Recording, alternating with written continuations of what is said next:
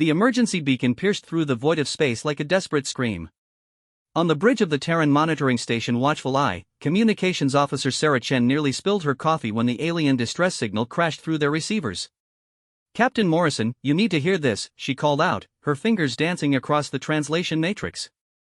The universal translator hummed to life, converting the alien frequency into something resembling English. Captain James Morrison, a weathered man with steel-gray hair and eyes that had seen too many battles, approached Sarah's station. The bridge fell silent except for the soft hum of life support systems and the gentle beeping of monitoring equipment.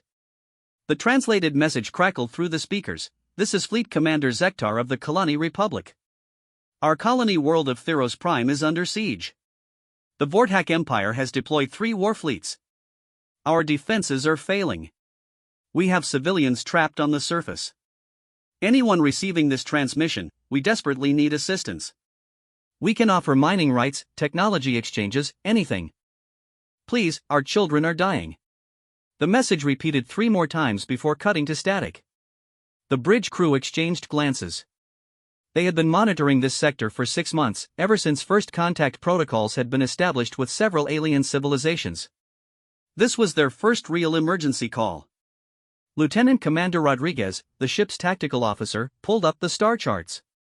"Theros Prime is approximately 4 light-years from our position, sir. It's in the disputed border region between the Kalani Republic and the Vortak Empire." Morrison studied the data flowing across the main screen. Intelligence reports painted a grim picture of the Vortak Empire. They were a militaristic species that expanded through conquest and subjugation. The Kalani, by contrast, were described as peaceful traders and explorers, much like humanity had been before they encountered hostile alien species. "What do we know about the military situation?"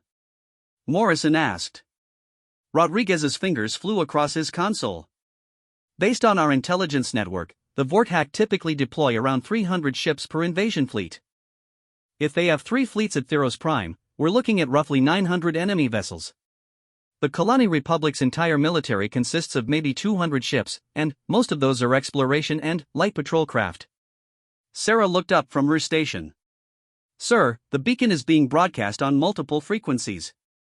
They're not just calling for us. They're calling for anyone who might help."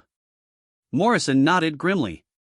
The Kalani were desperate enough to ask for help from complete strangers. In the 6 months since humanity had made contact with the galactic community, they had learned that most species preferred to handle their own problems. Asking for military assistance was considered a sign of extreme weakness in galactic politics. "Sarah, get me a direct line to Admiral Thompson at Terra Command. Rodriguez, I want a full tactical analysis of the Theros Prime system. What are we dealing with in terms of planetary defenses, civilian population, and strategic value?" As his officers worked, Morrison stared out at the stars. Humanity had been part of the galactic community for such a short time. Most alien species still viewed them as newcomers, primitive compared to civilizations that had been exploring space for thousands of years. The general consensus seemed to be that humans were enthusiastic but, ultimately inconsequential on the galactic stage. That attitude had never sat well with Morrison. Humanity might be new to space, but they had something most alien civilizations seemed to lack: an absolute refusal to abandon those in need. It was written into their very nature, carved deep by millions of years of evolution as social creatures who survived by helping each other. "Captain," Sarah announced, "I have Admiral Thompson on secure channel." The main screen flickered to life, revealing the weathered face of Admiral Rebecca Thompson. Her office at Terra Command was sparse and functional, decorated only with the flags of Earth's unified nations and the insignia of the Terran Space Force. "Captain Morrison, I assume this is about the Kalani distress call. We've been monitoring the situation from multiple listening posts." "Yes, Admiral. What are your orders?" Thompson leaned back in her chair, her expression thoughtful. "Tell me, Captain, what did you think when you heard that transmission?" Morrison didn't hesitate. "I thought about my daughter, Admiral. She's 7 years old, loves drawing pictures of spaceships. When I heard that Kalani commander talking about children dying, all I could think about was some alien father watching his little girl's world burn while he broadcast desperate pleas into the void." Thompson smiled, but it was a predator's smile. "That's exactly what I hoped you'd say. Captain, you're about to discover why the galactic community might have underestimated humanity. The Admiral's fingers moved across her desk console. I'm transmitting new orders to your ship. You're to proceed immediately to Theros Prime, but not alone. Check your tactical display in 30 seconds. Morrison exchanged puzzled glances with his bridge crew. Rodriguez was the first to notice the change on his sensors. Captain, I'm reading massive hyperspace signatures throughout the sector. Multiple fleets dropping out of FTL. The main screen switched to a tactical overview of local space. Morrison's jaw dropped. Hundreds of blue dots were appearing throughout the star system, each representing a Terran vessel dropping out of hyperspace. Battleships, carriers, destroyers, frigates, and support vessels were materializing in perfect formation. My God, whispered Lieutenant Chen. How many ships is that? Rodriguez's voice was odd. Initial count shows over 800 vessels, sir. 3 full battle fleets, plus support and logistics. Admiral Thompson's voice cut through their amazement. Captain Morrison, meet the 1st, 2nd, and 3rd Expeditionary Fleets of the Terran Space Force. Every ship we could safely pull from Sol System and our colony worlds. The moment we received that distress call, I gave the order to deploy everything. Morrison stared at the display. Admiral, with respect, that's our entire deep space fleet. If something happens to Earth while we're gone. Captain, 6 months ago, when we first made contact with the galactic community, I was asked what humanity would bring to the table. What could a young species like ours possibly offer to civilizations that had been exploring space for millennia? Thompson's voice hardened. I told them they would find out when someone needed help. The Admiral stood up, moving closer to the camera. But Kalani sent out a distress call asking for assistance. They probably expected a few volunteer ships, maybe some weapons or supplies. They have no idea that when humans hear someone crying for help, especially when children are involved, we don't send help. We send everything. Rodriguez looked up from his console, his face pale. Admiral, I'm analyzing the Kalani transmissions more carefully. The situation is worse than we initially thought. The Vorthak aren't just invading Theros Prime. They're conducting orbital bombardment of civilian centers. This isn't a military conquest. It's genocide. The bridge fell silent. Morrison felt something cold and angry settle in his chest. Throughout human history, there had been certain lines that could not be crossed without consequences. The deliberate targeting of civilians, especially children, was one of them. Admiral, Morrison said quietly, what are the rules of engagement? Thompson's expression could have frozen plasma. The Kalani Republic has formally requested military assistance from the Terran Federation. We are authorized to use any and all necessary force to protect Kalani civilians and military personnel. The Vorthak Empire has been classified as a hostile force engaged in crimes against sapient beings. She paused, letting the implications sink in. Captain Morrison, I want you to understand something. The galactic community is about to learn that humans have a very particular set of values. We believe that the strong have a duty to protect the weak. We believe that children should be safe to grow up and draw pictures of spaceships. And we believe that anyone who threatens those principles has made themselves our enemy. Lieutenant Chen looked up from her communications station. Admiral, we're receiving additional transmissions from the Kalani.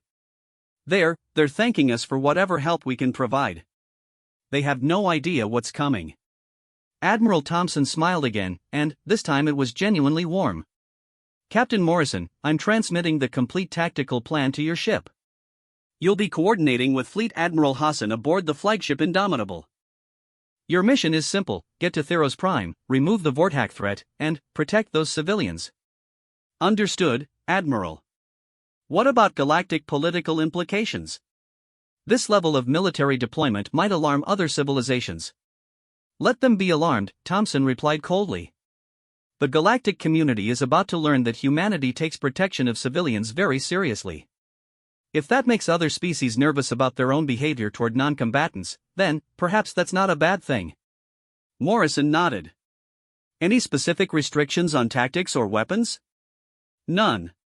You have full authorization to use any weapons systems necessary to complete the mission. The only requirement is that Kalani civilians are protected at all costs. Rodriguez checked his tactical display again. Admiral, at maximum speed, we can reach Theros Prime in 18 hours. Then, you'd better get moving, Captain. There are children on that planet who need to live long enough to see tomorrow. The transmission ended, leaving Morrison and his crew staring at the tactical display showing the largest human military deployment in history. Every ship in the fleet was turning toward the same destination, a world they had never seen, to help people they had never met, because it was the right thing to do. Sarah, open a channel to all Terran vessels, Morrison ordered. Channel open, sir. Morrison keyed the ship-wide communications system. This is Captain Morrison of the Watchful Eye, to all ships of the Terran Expeditionary Force. 18 hours ago, we were monitoring our assigned sector, keeping watch over a peaceful region of space. Then, we received a distress call from the Kalani Republic. Their colony world is under attack. Their children are dying. He paused, looking around at his bridge crew. Every face showed the same determination he felt burning in his own chest. Some of you might be wondering why we're deploying our entire fleet to help aliens we barely know. The answer is simple, because they asked for help, and because it's the right thing to do. That's what makes us human. That's what makes us different. Morrison's voice hardened. The Vorthak Empire thinks they can terrorize civilians with impunity. They're about to learn otherwise. We're going to show the galaxy what happens when you threaten innocent people while humans are watching. Throughout the fleet, 800 ships began their acceleration toward hyperspace jump points. In the depths of space, humanity was about to make its first major impression on the galactic community. The Kalani had asked for help, expecting maybe a few volunteer ships or some emergency supplies. They had no idea they were about to witness the full might of human determination to protect the innocent. As the Terran fleet disappeared into hyperspace, heading toward a battle that would reshape galactic politics, one thing was certain: the universe was about to learn that when humans heard someone crying for help, they didn't just send assistance.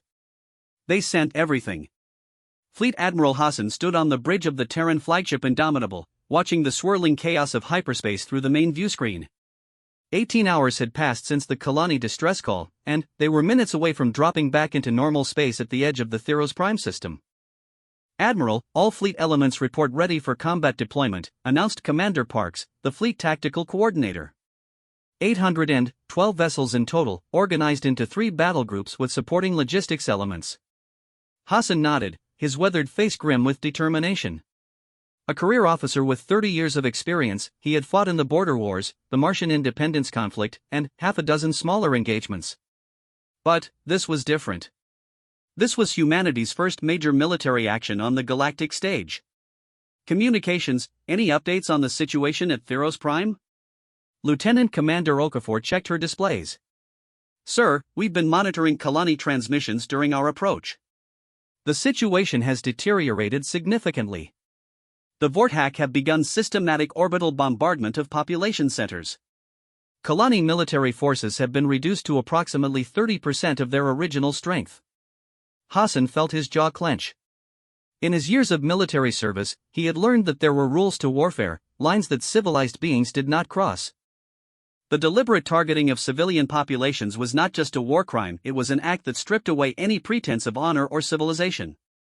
Time to normal space transition? 4 minutes, Admiral. Hassan keyed the fleet-wide communications system. All ships, this is Fleet Admiral Hassan. In 4 minutes, we will emerge from hyperspace at the edge of the Theros Prime system. What we find there will likely test every principle we hold dear as human beings. He paused, looking around at his bridge crew. These were good people, professionals who had volunteered to serve something greater than themselves. In a few minutes, they would face their first real test. I want every member of this fleet to remember why we're here. We didn't come to conquer territory or claim resources. We came because innocents are dying, and because we have the power to stop it. That's what makes us human. That's what makes us different from the creatures we're about to fight. Hassan's voice hardened. The Vorthak Empire believes that might makes right, that civilian populations are acceptable targets. They're about to learn otherwise. When we drop out of hyperspace, I want them to see something they've never seen before, the full military might of a species that refuses to tolerate attacks on innocents. Transition in 60 seconds, called out the navigation officer. Hassan turned to Commander Parks. Deploy the fleet in Delta formation. I want the Vorthak to see every ship we brought. Set weapons to combat ready, but do not fire until I give explicit authorization. Understood, Admiral. Transition in 10 seconds, announced navigation. 5, 4, 3, 2, 1, transition complete. The swirling patterns of hyperspace vanished, replaced by the star-filled void of normal space. Immediately, the tactical displays began updating with sensor data from the Theros Prime system. What they showed made several bridge officers gasp in shock. My God, whispered Commander Parks. There are over 900 Vorthack vessels in system. Hassan studied the tactical display with growing anger. The Vorthack fleet was organized into 3 distinct battle groups, but they weren't arranged for space combat. They were positioned around Theros Prime in bombardment formation, their weapons pointed down at the planet's surface. Sensors, what's the status of planetary defenses? Lieutenant Wells worked frantically at his console. Admiral, I'm detecting massive damage to population centers. Multiple cities showing signs of ongoing orbital bombardment. Kalani defense satellites have been completely destroyed. The remaining Kalani fleet, approximately 60 ships, is trapped in close orbit, trying to provide what defense they can. Hassan watched the display updates with mounting fury. The Vorthack weren't just invading Theros Prime. They were systematically destroying it, burning cities full of civilians while the surviving Kalani ships fought desperately to protect their people. Communications, are we receiving any signals from the Kalani forces? Lieutenant Commander Okafor nodded. Yes, sir. The Kalani fleet commander is trying to coordinate what's left of his forces. Admiral, they're conducting suicide runs against Vorthack bombardment ships to try to draw fire away from civilian targets. Hassan closed his eyes for a moment. Somewhere down on that planet, Kalani fathers and mothers were watching their children die while their military forces threw themselves uselessly against vastly superior numbers. It was exactly the kind of situation that demanded intervention. Admiral, called out Commander Parks, the Vorthack fleet is reacting to our presence. They're beginning to reorganize their formation. On the tactical display, Hassan watched as the Vorthack vessels began moving away from their bombardment positions. Most were turning to face the new threat, but Hassan noticed something that made his blood boil. Parks, are you seeing what I'm seeing? Yes, sir. Approximately 200 Vorthack ships are maintaining bombardment positions. They're continuing to attack civilian targets even though they're aware of our presence. Hassan keyed the fleet communications again. All ships, you see what I see. The Vorthack are continuing to murder civilians even though they know we're here. This is not military strategy. This is genocide. He turned to Lieutenant Commander Okafor. Open a channel to the Vorthack Fleet Command. Standard diplomatic frequencies. Channel open, Admiral. Hassan stepped forward, his voice carrying the authority of someone who had spent decades defending those who could not defend themselves. Vorthack Fleet Command, this is Fleet Admiral Hassan of the Terran Federation Expeditionary Force. You will immediately cease all attacks on civilian targets and withdraw from Kalani space. This is your only warning. The response came quickly, transmitted in accented but understandable Standard Galactic. The voice was harsh and contemptuous. Unknown vessels, you will depart this system immediately. The Vorthack Empire does not recognize your authority here. Continue your interference and you will be destroyed. Hassan smiled, but it was the cold smile of a predator. Commander Okafor, please transmit the following message on all frequencies, including those monitored by galactic communications networks. He waited for confirmation, then spoke clearly and deliberately. Attention all vessels and monitoring stations. This is Fleet Admiral Hassan of the Terran Federation. The Vorthack Empire has refused to cease attacks on Kalani civilian populations. In accordance with Terran Federation principles and our mutual defense agreement with the Kalani Republic, we will now take action to protect innocent lives. Hassan paused, letting the words sink in across the galaxy. Let it be recorded that humanity does not tolerate attacks on civilians. We don't care how many ships you have or how powerful you think you are.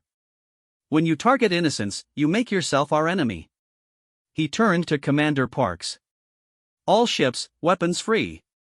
Primary targets are Vorthack vessels conducting orbital bombardment.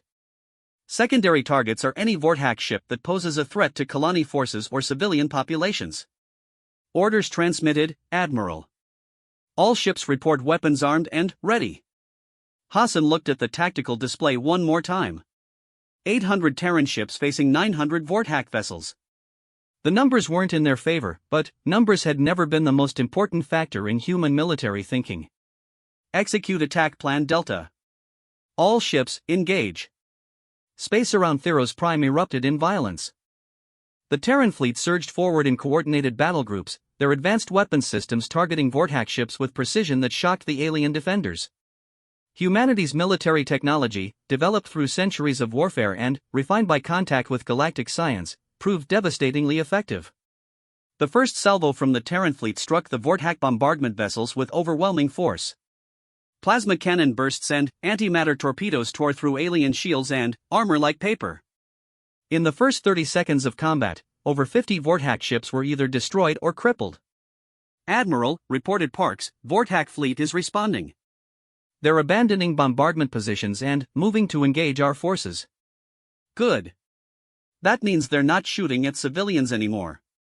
Hassan watched the tactical display as the battle developed. The Terran ships moved with precision and coordination that clearly surprised the Vortak commanders. Human military doctrine emphasized combined arms tactics, with each ship type supporting the others in carefully planned patterns. Status report on the Kalani fleet? Sir, the Kalani commander is requesting orders. They want to know how they can assist. Hassan considered for a moment. The Kalani had fought bravely, but their ships were no match for Vortak vessels. However, they knew the system better than anyone. Tell the Kalani commander to focus on search and rescue operations. Have them coordinate with our medical ships to evacuate civilian populations from threatened areas. They know their people and their world better than we do. Message transmitted, Admiral. The battle continued to develop across the star system. Terran battle groups struck at the Vortak fleet with tactics the aliens had never encountered before. Humanity's approach to space warfare was fundamentally different from what most galactic civilizations expected. Where other species focused on individual ship duels or massive fleet engagements, humans emphasized coordination and mutual support. Terran destroyers provided electronic warfare support that blinded Vortak sensors. Terran cruisers coordinated overlapping fields of fire that prevented enemy ships from concentrating their attacks. Terran battleships delivered devastating blows against priority targets while remaining protected by their escort vessels. Admiral, the Vortak are attempting to regroup, Parks reported. They're pulling back to form defensive formations around their command ships. Hassan nodded. That was exactly what he had expected. Vortak military doctrine, like that of most galactic civilizations, focused on preserving their most valuable assets. They would sacrifice smaller ships to protect their dreadnoughts and command vessels. That's their mistake, Hassan said quietly. They think this is about destroying their fleet. It's not. It's about protecting civilians. He keyed the tactical communications channel. All battle groups, ignore the Vortak defensive formation. Continue targeting any vessel conducting surface bombardment or threatening evacuation operations. Let them cluster together if they want to. The Terran fleet adjusted its tactics accordingly. Instead of pursuing the retreating Vortak main force, they focused on eliminating every ship that posed a threat to the planet below. It was a strategy that confused the Vortak commanders, who expected their enemies to seek glory in ship-to-ship combat. But humans weren't interested in glory. They were interested in results. Admiral, announced Lieutenant Wells, sensors indicate that orbital bombardment has completely ceased. All Vortak vessels are now focused on fleet engagement. Hassan allowed himself a small smile. Phase 1 complete. Parks, what's our tactical situation? We've destroyed or crippled approximately 230 Vortak vessels, sir. Our losses are minimal: 12 ships damaged, 3 ships destroyed. The Vortak main fleet is regrouping at the edge of the system, approximately 700 vessels remaining. Hassan studied the updated tactical display. The immediate threat to civilian populations had been neutralized, but the Vortak fleet was still formidable. More importantly, they had learned that their original tactics were ineffective against human forces. Communications, any signals from Vortak Fleet Command? Lieutenant Commander Okafor checked her displays. No, sir. But we are receiving transmissions from multiple galactic monitoring stations. Word of this engagement is spreading throughout the galaxy. Hassan nodded grimly. This battle would be analyzed and discussed by every military strategist in known space. Humanity was making its first major impression on the galactic stage, and it was important to make sure that impression was clear. Open a channel to all ships and all galactic communication networks, Hassan ordered. Channel open, Admiral. Hassan stepped forward, his voice carrying across space to audiences he would never see. This is Fleet Admiral Hassan of the Terran Federation. To the Kalani people, know that help has arrived. We will not leave until every civilian is safe and every threat to your world has been eliminated. He paused, his voice hardening. To the Vortak Empire and any other species that might consider attacks on civilian populations, understand that humanity will not tolerate such actions. We don't care about your politics or your territorial disputes. When you target innocents, especially children, you make yourself our enemy. Hassan looked at the tactical display showing the repositioning Vortak fleet. The universe is about to learn what human determination looks like when innocent lives are at stake. We didn't come here to conquer or to claim territory. We came here to do what's right. As if summoned by his words, new sensor contacts began appearing on the edge of the system. Hassan's eyes widened as he realized what he was seeing. Admiral, Parks called out, his voice filled with amazement, sensors are detecting additional hyperspace signatures. Massive ones. Something big is coming. Hassan stared at the tactical display, wondering what new element was about to enter the battle. Whatever it was, one thing remained certain: humanity would continue fighting until every Kalani civilian was safe. The real battle was just beginning. The massive hyperspace signatures resolved into something that made Fleet Admiral Hassan's tactical display light up with warnings. Emerging from the swirling vortex of spacetime were ships unlike anything in the Terran databases, vessels so large they seemed to dwarf entire battle groups. Admiral, Commander Parks called out, his voice tight with concern, I'm reading 12 massive vessels, each approximately 15 kilometers in length. Configuration unknown, but energy signatures suggest they're heavily armed. Hassan stared at the tactical display, his mind racing through possibilities. Were these Vortak reinforcements? Some unknown alien fleet drawn by the battle? The timing was too convenient to be coincidental. Communications, are we receiving any signals from the new arrivals? Lieutenant Commander Okafor worked frantically at her console. Yes, sir.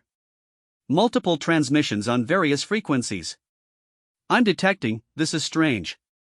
I'm receiving communications in over 30 different languages, including several we've never encountered before. Before Hassan could respond, his communications officer looked up with an expression of complete amazement. Admiral, you need to hear this. The lead vessel is hailing us directly. Put it through. The main screen flickered, revealing something that made every human on the bridge gasp in shock. The alien speaking to them was clearly Kalani, but unlike any Kalani they had seen before. This one wore elaborate ceremonial armor decorated with symbols that seemed to pulse with their own light. Behind him, the bridge of his massive vessel was filled with beings from dozens of different species, all working together in perfect coordination. Greetings, warriors of Terra, the Kalani commander said, his voice carrying an authority that seemed to resonate through space itself. I am Fleet Admiral Zeknara, Supreme Commander of the Kalani Republic Defense Force. On behalf of the Kalani people and our allies, I thank you for your courage in answering our call for aid. Hassan stepped forward, trying to process what he was seeing. Admiral Zeknara, I'm Fleet Admiral Hassan of the Terran Federation. We responded to a distress call from your forces. Our intelligence indicated that the Kalani Republic possessed approximately 200 ships. Zeknara's expression became grim. Admiral Hassan, the vessels you encountered were indeed the entirety of our regular military forces. What you are seeing now is something different. For over 3,000 years, the Kalani Republic has maintained the sanctuary fleet, vessels crewed by refugees from species that have faced extinction at the hands of aggressive empires. The camera panned across the alien bridge, showing beings that appeared to be from dozens of different species working at various stations. Hassan realized he was looking at survivors, refugees who had fled their homeworlds when faced with the same kind of genocide currently being attempted against Theros Prime. Every ship in my fleet, Zeknara continued, is crewed by survivors of species that the Vortak Empire and others like them have tried to exterminate. The Nalari, whose homeworld was glassed 2 centuries ago. The Themis, who lost their entire star system to Vortak expansion. The Corvani, who saw their children enslaved and their culture destroyed. Hassan felt something cold settle in his stomach. Admiral, are you saying that the Vordak Empire has done this before? Many times, Admiral Hassan. The Vordak are not simply expanding their territory. They are systematically eliminating any species they consider inferior or inconvenient. What you see happening to Theros Prime has been the fate of dozens of worlds. Commander Parks leaned over to Hassan's shoulder. Sir, if what he's saying is true, then this isn't just about protecting one Kalani colony. This is about confronting a genocidal empire that's been operating with impunity for centuries. Hassan nodded grimly. The situation had just become far more complex than a simple rescue mission. Humanity had stumbled into the middle of what amounted to an ongoing campaign of interstellar ethnic cleansing. Admiral Zeknara, Hassan said, why haven't these atrocities been reported to galactic authorities? Why hasn't the galactic community intervened? Zeknara's expression became bitter. Because, Admiral Hassan, most galactic civilizations believe that intervention in the internal affairs of other species is inappropriate. They prefer to maintain what they call neutrality rather than risk conflict with aggressive empires like the Vordak. The Kalani commander paused, his gaze becoming intense. But, your species, Admiral Hassan, has just demonstrated something we had almost given up hoping to see. When you heard our distress call, you didn't debate the political implications. You didn't form committees to study the situation. You deployed your entire fleet to protect people you had never met. Hassan felt the weight of Zeknara's words. Humanity had indeed acted on instinct, responding to a cry for help without considering the broader implications. It was exactly the kind of impulsive behavior that other galactic civilizations seemed to view as primitive. Admiral, Parks interrupted, the Vordak fleet is moving. They're advancing on our position in attack formation. Hassan turned to the tactical display. The remaining 700 Vordak ships were indeed moving toward the combined human and Kalani forces. But something had changed in their formation. Where before they had seemed confident and aggressive, now they moved with the careful precision of predators who had suddenly realized they might be facing other predators. Zeknara, what are the capabilities of your sanctuary fleet? The Kalani commander's smile was predatory. Admiral Hassan, these ships were built by species fighting for their very survival. They incorporate the best military technology of dozens of civilizations, refined by 3,000 years of preparation for this exact moment. We have been waiting for the day when someone would finally stand up to genocidal empires. Hassan looked at the tactical display showing the 12 massive Kalani vessels. Each one was the size of a small space station, bristling with weapons and defenses that seemed to incorporate technology from multiple civilizations. Admiral Hassan, Zeknara continued, I propose we demonstrate to the Vordak Empire and the watching galaxy what happens when those who protect the innocent finally unite against those who target civilians. Hassan considered for a moment. The original mission had been to protect Kalani civilians and drive off the Vordak attackers. But the revelation about the Vordak's systematic genocide campaigns changed the calculus. This was no longer just about one planet, it was about stopping a pattern of atrocities that had continued for centuries. Admiral Zeknara, the Terran Federation stands with those who protect innocent lives. How do you suggest we proceed? Zeknara's expression became fierce. Admiral Hassan, I suggest we send a message that will resonate throughout the galaxy. The Vordak Empire believes that might makes right, that superior firepower justifies any atrocity. Let us show them what happens when their superior firepower encounters beings who refuse to be intimidated. Hassan turned to Commander Parks. All ships, adjust formation to integrate with Kalani Sanctuary fleet vessels. Coordinate targeting with Admiral Zeknara's forces. Admiral, Parks said quietly, are we sure about this? We're committing to what amounts to a war with a major galactic power. Hassan looked at the tactical display showing the advancing Vordak fleet, then, at the communications screen displaying Admiral Zeknara and his diverse crew of genocide survivors. The decision was actually quite simple. Parks, 6 months ago, humanity joined the galactic community. We were told we were too young, too primitive, too emotional to make a meaningful contribution to galactic civilization. Hassan's voice hardened. Perhaps it's time to show the galaxy exactly what human emotion looks like when it's directed against those who murder children. He keyed the fleet-wide communications. All Terran vessels, this is Fleet Admiral Hassan. The situation has evolved beyond our original mission parameters. We have learned that the Vorthak Empire has been conducting systematic genocide against multiple species for centuries. What we witnessed at Theros Prime is not an isolated incident, it is part of a pattern of atrocities that has gone unchallenged for too long. Hassan paused, looking around at his bridge crew. Some of you may be wondering if this is still our fight. I'm here to tell you that it absolutely is. When we took our oaths as members of the Terran Space Force, we swore to protect those who could not protect themselves. That oath doesn't have a species restriction. On the tactical display, the Vorthak fleet continued its advance, apparently confident that their numerical superiority would prevail as it had in so many previous campaigns. Admiral Zeknara, Hassan said, I believe it's time to educate the Vorthak about the difference between an invasion fleet and a rescue operation. Zeknara's smile was brilliant. Admiral Hassan, I believe this is the beginning of a beautiful friendship. All Sanctuary Fleet vessels, attack pattern Omega. Target Vorthak command ships for priority destruction. The combined human and Kalani fleet surged forward to meet the Vorthak advance. What followed was unlike any space battle in recorded galactic history. The Terran ships fought with coordinated precision, their tactics focused on protecting each other and maximizing damage to enemy forces. The Sanctuary Fleet vessels fought with the desperate fury of survivors who had finally found allies worthy of their cause. Admiral, Parks reported, the Vorthak fleet is taking massive casualties. Their formation is beginning to collapse. Hassan watched the tactical display with grim satisfaction. The Vorthak had expected to face a young, inexperienced human fleet and a handful of refugee vessels. Instead, they found themselves fighting the combined military might of species that had learned that sometimes violence was the only answer to those who would not be. 3 days after the Battle of Theros Prime, the galactic community was still reeling from the implications of what they had witnessed. On the bridge of the Indomitable, Fleet Admiral Hassan reviewed intelligence reports that painted a picture of a galaxy in political upheaval. Admiral, Commander Parks announced, we have representatives from 14 different civilizations requesting immediate conferences. The Galactic Council has called an emergency session, and, apparently every major power wants to speak with us directly. Hassan studied the list of requesting civilizations.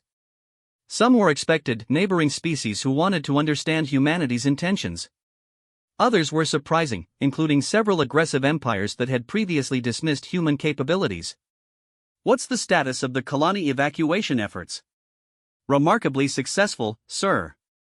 Working with the Sanctuary Fleet's medical ships, we've evacuated over 2 million civilians from threatened areas on Theros Prime. Casualties were far lower than anyone expected given the scale of the Vorthak bombardment. Hassan nodded with satisfaction. That had been the primary objective from the beginning, protecting innocent lives. Everything else was secondary. Lieutenant Commander Okafor looked up from her communications station. Admiral, we're receiving a priority transmission from Admiral Zeknara. He's requesting a private conference aboard his flagship. Tell him I'll be over within the hour. Parks, you have the bridge. Continue coordinating with Sanctuary Fleet forces on planetary recovery operations. An hour later, Hassan found himself aboard the massive Kalani flagship Eternal Hope, a vessel whose corridors told the story of galactic genocide through displays honoring dozens of extinct species.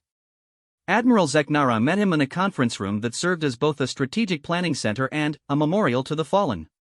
Admiral Hassan, Zeknara began, I wanted to speak with you privately before the galactic representatives arrive. What happened here 3 days ago will have consequences that extend far beyond this star system. Hassan settled into a chair designed for beings larger than humans. What kind of consequences are we talking about? Zeknara activated a holographic display showing current galactic political boundaries. For centuries, the balance of power in this galaxy has been maintained by what most civilizations call strategic neutrality. Aggressive empires like the Vorthak are allowed to expand as long as they don't threaten major powers directly. Smaller civilizations are essentially sacrificed to maintain that balance. The hologram shifted, showing historical patterns of Vorthak expansion over the past 500 years. Hassan was shocked to see the scale of destruction they had caused, dozens of worlds stripped of life, entire species extinct. Admiral Hassan, your species has just shattered that balance. By demonstrating that genocidal empires can be defeated by coalitions of species committed to protecting innocence, you have fundamentally changed galactic politics. Hassan studied the data with growing understanding. You're saying that other aggressive species are going to view us as a threat to their expansion plans. Exactly. And, more importantly, oppressed species throughout the galaxy are going to look to humanity as potential allies. You have just become the most politically significant species in known space, whether you intended to or not. Before Hassan could respond, an aide entered the conference room. Admiral Zeknara, the galactic representatives have arrived. They're requesting immediate audience with both you and Admiral Hassan. Zeknara and Hassan exchanged glances. I suppose it's time to face the consequences of our actions, Hassan said. The main conference hall of the Eternal Hope had been hastily reconfigured to accommodate representatives from 14 different civilizations. As Hassan entered, he was struck by the diversity of alien life forms gathered around the massive holographic conference table. Some were humanoid, others were completely alien, but all had one thing in common: they were staring at him with expressions ranging from curiosity to barely concealed fear. A tall, crystalline being that Hassan recognized as Ambassador Veltar of the Rigelian Federation spoke first. Admiral Hassan, the galactic community requires an explanation for your species' actions at Theros Prime. The deployment of an entire battle fleet in response to a distress call from a minor civilization is unprecedented.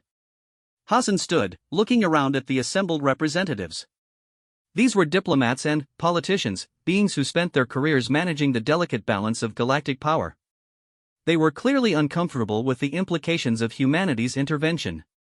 Ambassador Veltar, the explanation is quite simple.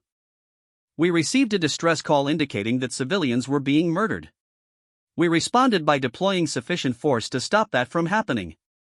I'm not sure what requires further explanation. A reptilian being that Hassan didn't recognize leaned forward. Admiral, I am General Krekstar of the Draconian Hegemony.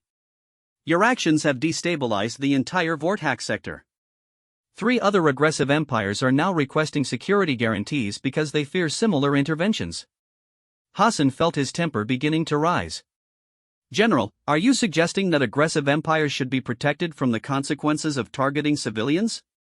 I am suggesting, Krekstar replied coldly, that young species should understand the complexity of galactic politics before taking actions that affect the entire galactic balance of power. Admiral Zeknara stood up, his expression dangerous. General Krekstar, with respect, the galactic balance of power you reference has allowed the systematic extermination of dozens of species. Perhaps it's time that balance was changed. A new voice entered the conversation, soft, melodious, but carrying an undertone of steel. Hassan turned to see an elegant being with flowing silver hair and luminous blue skin.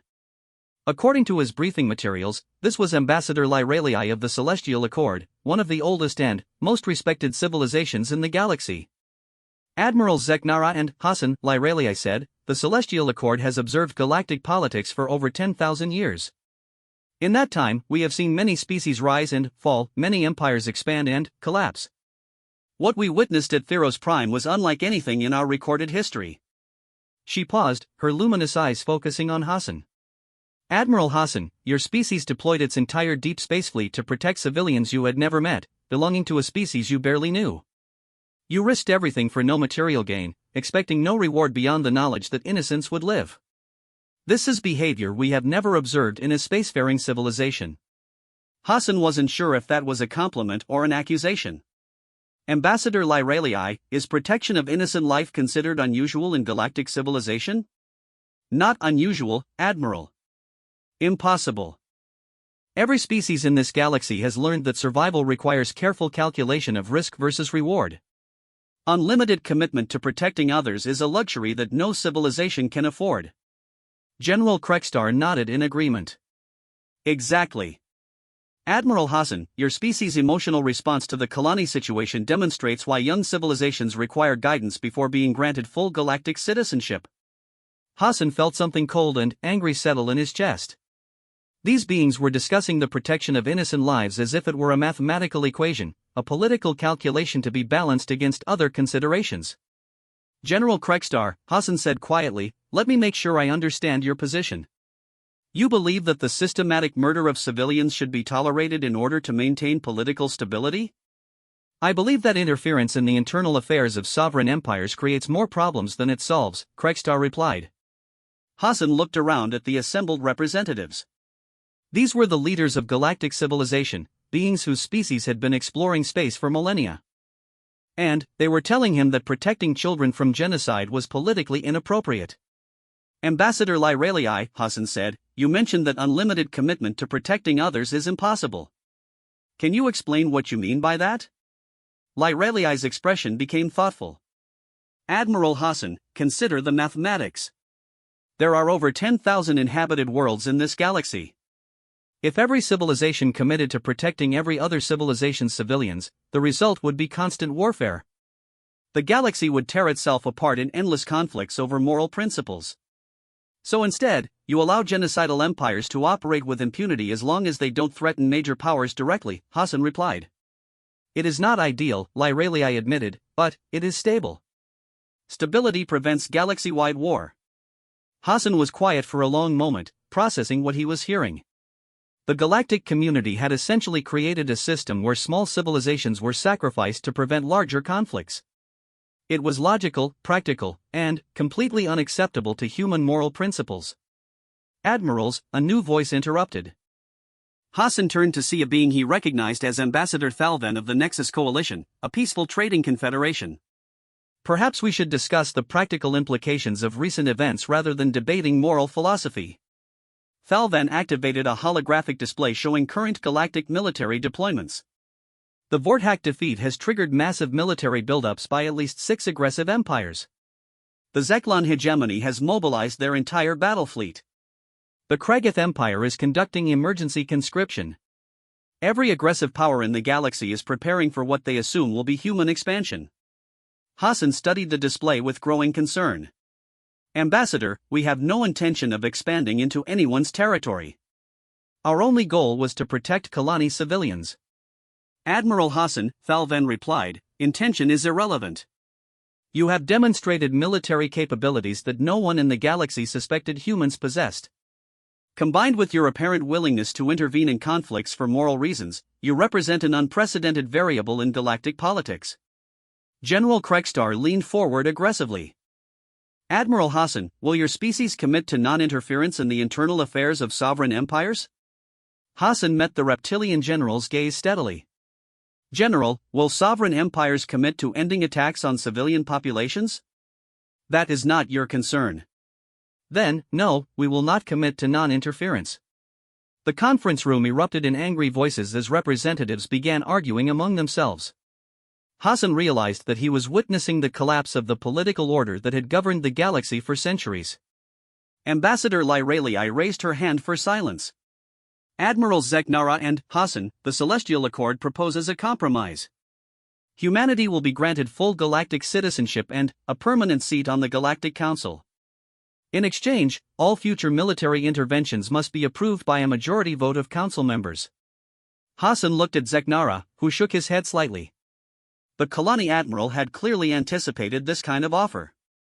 Ambassador Lyralii, Hassan said, with respect, that's not a compromise. That's asking us to obtain permission before protecting innocent lives from beings who profit from the current system. Admiral Hassan, Lyralii replied firmly, the alternative is galactic war. If humanity continues to intervene unilaterally, other powers will unite to stop you. The result will be destruction on a scale that dwarfs anything the Vorthak Empire has ever accomplished. Hassan stood up, looking around at the assembled representatives.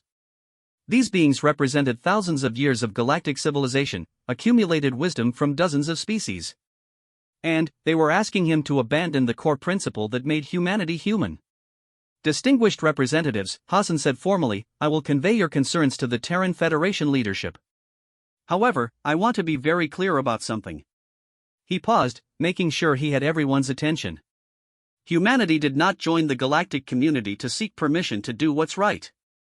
We joined to learn, to grow, and to contribute what we could to galactic civilization. If that contribution includes protecting innocent lives from genocidal empires, then that is what we will continue to do. Hassan turned to leave, then stopped. Oh, and one more thing. The next time someone calls for help because their children are dying, we will answer that call. Whether you approve or not. As Hassan left the conference room, he could hear angry voices erupting behind him. The galactic community was about to learn that some principles were more important than political stability. 6 months after the Battle of Theros Prime, the galaxy had changed in ways no one could have predicted. Admiral Rebecca Thompson stood in the Strategic Command Center at Terra Station, watching displays that showed the new political reality humanity had helped create. "Admiral," her aide Captain Williams announced, "we have confirmation that the Zeklan hegemony has withdrawn from 3-star systems rather than face potential human intervention. Their civilian populations are celebrating in the streets." Thompson nodded, studying the strategic map. Red indicators showed the locations of aggressive empires that had been forced to moderate their behavior due to the threat of human intervention. Green indicators showed species that had requested membership in what was now being called the Humanitarian Alliance. "What's the latest count on Alliance membership?" 47 species have formally joined, Admiral. Another 63 have requested observer status. The Kalani Sanctuary Fleet has become the Alliance's rapid response force, operating from bases in 20 different systems. Thompson smiled with satisfaction. The Battle of Theros Prime had indeed shattered the old galactic order, but what had emerged was something better. Species throughout the galaxy were discovering that they didn't have to accept aggression as inevitable. "Any word from the Galactic Council?" Captain Williams checked her display. "The Council is still debating humanity's formal status. Ambassador Lyralii is apparently pushing for some kind of formal censure, but she's meeting resistance from newer council members." Thompson wasn't surprised. The established galactic powers were struggling to adapt to a universe where moral principles carried more weight than political calculations. It was a difficult adjustment for civilizations that had spent millennia practicing what they called pragmatic diplomacy. "Admiral," her communications officer announced, "incoming priority transmission from Admiral Hassan. He's requesting an immediate conference. Put him through." The main screen flickered to life, revealing Hassan's familiar face broadcasting from somewhere in deep space. Behind him, Thompson could see the bridge of the Indomitable, still flying patrol missions throughout the galaxy. "Admiral Thompson, we have a situation developing in the Arcturus sector. The Kragath Empire is conducting what they call population management on 3 occupied worlds. Intelligence suggests they're systematically eliminating civilian populations they consider troublesome." Thompson felt her jaw clench. The Kragath Empire was one of the oldest and most powerful aggressive civilizations in the galaxy. Unlike the Vorthak, who had been caught off guard by human intervention, the Kragath had spent the past 6 months preparing for potential confrontation with humanity. "What are the numbers, Admiral?" "Approximately 600 Kragath vessels in system, supported by orbital defense platforms and ground-based installations. They've learned from the Vorthak defeat and positioned themselves for a defensive engagement." Thompson studied the tactical data flowing across her screen. This was exactly the scenario that the galactic representatives had warned about: escalating confrontations with increasingly powerful empires. Each intervention would require greater force and risk larger casualties. "Admiral Hassan, what's your assessment of their defensive preparations?" "Formidable, but not insurmountable. The real problem is political. The Kragath Empire has been in contact with at least 4 other aggressive civilizations. If we intervene against them, we may find ourselves facing a coordinated response from multiple empires." Thompson was quiet for a moment, considering the implications. This was the test that everyone had been anticipating since Theros Prime. Would humanity continue to intervene when the costs became higher and the risks more significant? "Admiral Hassan, how many civilian lives are at stake?" "Intelligence estimates suggest over 50 million on the 3 targeted worlds." Thompson closed her eyes for a moment. 50 million lives. That was more than the entire population of most human colonies. The scale of potential genocide dwarfed anything humanity had previously encountered. "Admiral Thompson," Hassan continued, "I need to be honest about something. If we intervene in the Arcturus sector, we're not just risking a larger war. We're committing humanity to being the galactic police force for the protection of civilian populations. That's a responsibility that could define our species for centuries to come." Thompson opened her eyes, looking at Hassan's face on the screen. This was the moment that would determine humanity's future role in galactic civilization. They could step back, accept the political reality that the galactic community preferred, and allow the Kragath to continue their atrocities. Or they could accept the burden of being the species that refused to tolerate genocide. "Admiral Hassan, do you remember what you told me when we first heard the Kalani distress call?" Hassan's expression softened. "I said I thought about my daughter, Admiral. About some alien father watching his little girl's world burn. That's right. And that principle doesn't change based on the number of enemy ships or the political consequences. Thompson's voice hardened with determination. Admiral Hassan, you are authorized to deploy whatever force is necessary to protect civilian populations in the Arcturus sector. Hassan nodded, but his expression remained concerned. Admiral, are we prepared for the consequences? The galactic community has made it clear that they view our interventions as destabilizing. Thompson laughed, but it was a bitter sound. Admiral, 6 months ago, the galactic community told us we were too young and emotional to contribute meaningfully to galactic civilization. Now they're telling us we're too powerful and principled to be trusted with independence. Perhaps it's time we stopped seeking their approval. Before Hassan could respond, Captain Williams interrupted. Admiral Thompson, we're receiving an emergency transmission from Admiral Zeknara. He's requesting immediate consultation regarding the Arcturus situation. Put him through alongside Admiral Hassan.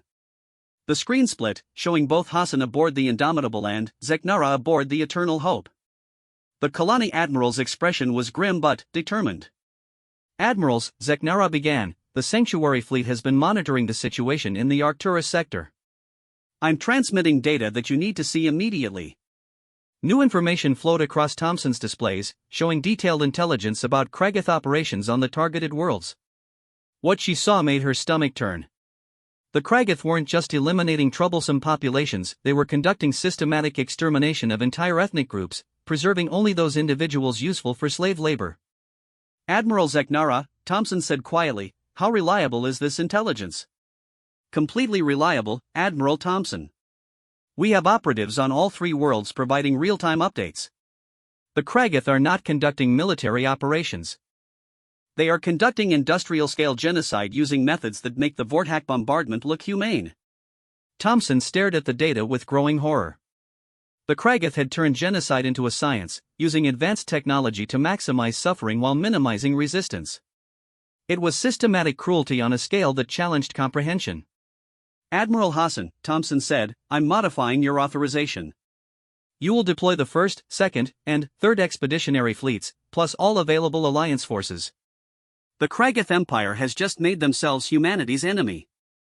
Hassan's expression became fierce. Understood, Admiral. What about galactic political reactions? Let them react however they want.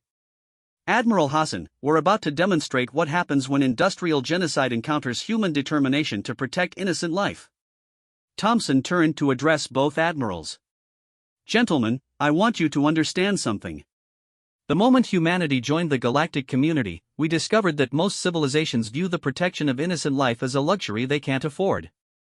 They have created a system where genocide is tolerated as long as it doesn't threaten major powers.